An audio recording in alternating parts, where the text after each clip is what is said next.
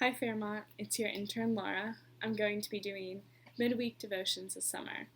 For this first devotion, I wanted to say Happy Pride Month. As many of you probably know, Pride Month is a time to celebrate the LGBTQIA+ community and honor the Stonewall Uprising that occurred on June 28, 1969. At the center of the Stonewall Uprising are Marsha P Johnson and Sylvia Rivera, two drag queens who dedicated their lives to activism. As people of color and transgender women, these activists encountered injustice and oppression as a result of their gender identity and the color of their skin. Johnson once said, "How many years has it taken people to realize that we are all brothers and sisters and human beings in the human race?"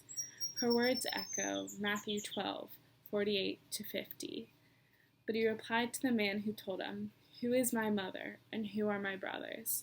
And stretching out his hand towards his disciples, he said, "Here are my mother and my brothers, for whoever does the will of my Father in heaven is my brother and sister and mother."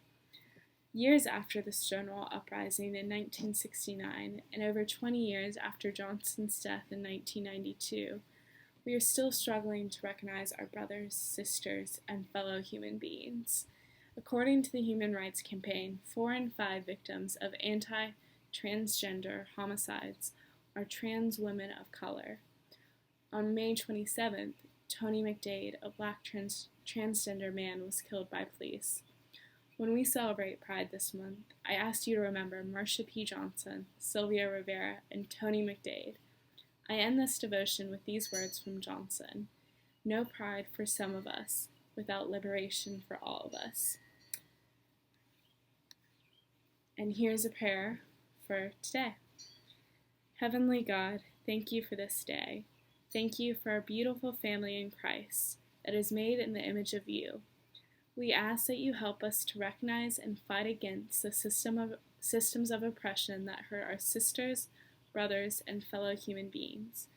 We ask that you open our hearts and minds so that we may listen to voices that have typically been silenced or excluded.